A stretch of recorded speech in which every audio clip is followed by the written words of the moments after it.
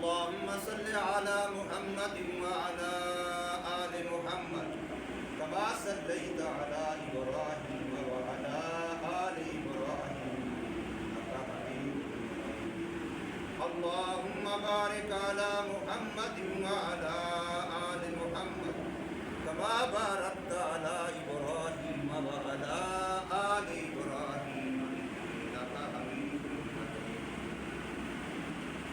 محترم دوستو، رب کائنات نے ہمیں بے شمار نعمتیں عطا فرمائی. یقین جانیے ہر ایک نعمت اس نسبت سے کہ وہ اللہ کی نعمت ہے بہت بڑی قیمت، لیکن سب نعمتوں سے قیمتی نعمت وہ وقت. سب نعمتوں سے کوئی بھی نعمت اس کا مقابلہ نہیں کر سکتی. وقت سب سے بڑی نعمت. قرآن مجید کے اندر اللہ تبارک و تعالی نے کہیں صبح کی قسم کھائی ہے، کہیں شام کی قسم کھائی ہے، کہیں چاشت کے وقت کی قسم کھائی ہے، کہیں 10 راتوں کی قسم کھائی ہے، کہیں دن کے روشن ہونے کی قسم کھائی ہے، کہیں رات کے چھا جانے کی قسم کھائی ہے، اور کہیں صاف ستھری سیدھے زمانے کی قسم کھائی ہے.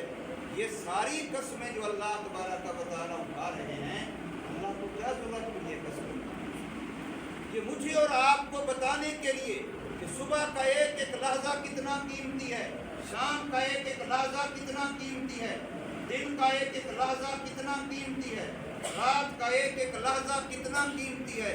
یہ زمانہ جس میں تیری اور میری زندگی گزر رہی ہے، اس کا ایک ایک لمحہ اور ایک ایک گھڑی کتنا قیمتی ہے، یہ صرف ہمیں بتلانے کے لیے اللہ قسم اٹھانا کوئی معمولی بات ہے. ایک دفعہ نہیں، قرآن کو آپ کھولیں، کتنی جگہوں پر اللہ تبارک و تعالیٰ قسمیں اٹھا رہے ہیں، وقت کی قسمیں اٹھا رہے ہیں، کبھی کسی وقت کی کبھی کسی وقت کی، تاکہ انسان وقت کی قدر کرے.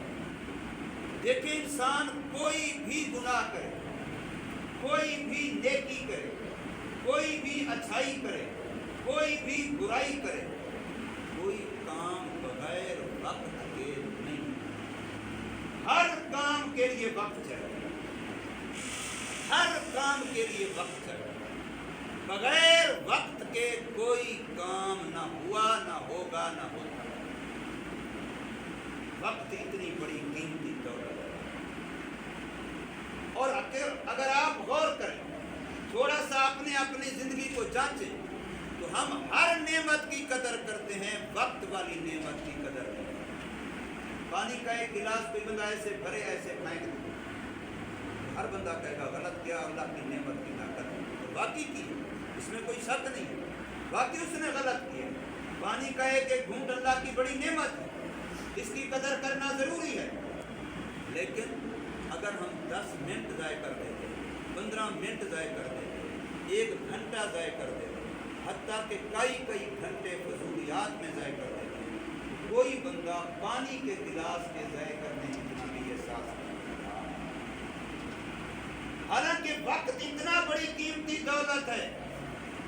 حدیث پاک میں یہ بات آ رہی ہے کہ نیک سے نیک آدمی، اللہ کا مطیع فرما بردار مقرب آدمی، جنتی آدمی، جنت کے اعلیٰ درجوں والا آدمی، جنت الفردوس والا آدمی بھی جنت میں جانے کے بعد، جنت کی نعمتیں مل جانے کے بعد، اللہ تعالیٰ کی لقاء ملاقات دیدار ہو جانے کے بعد بھی حسرت کرے گا، ارمان کرے گا اس لحظے پر جو دنیا میں ضائع کیا. اس سے بڑھ کر کے اور کیا؟ ایک آدمی کو سب کچھ مل گیا، جس کے لیے زندگی میں شب و روز گزارتا رہا، نیک اعمال کرتا رہا، ذکر تسبیحات کرتا رہا، اللہ تو راضی ہو جا، اللہ تو راضی ہو جا، اللہ تو اب رضا والی جگہ جنت عطا فرما دے. وہ مل گئی اس کو، وہ جنت بھی مل گئی، جنت دینے والے کا دیدار لقاء ملاقات بھی ہو گئی. لیکن اس کے باوجود بھی اس لحظے پر حسرت ہے، اس گھڑی پر افسوس ہوگا جو اس نے دنیا میں ضائع کیا.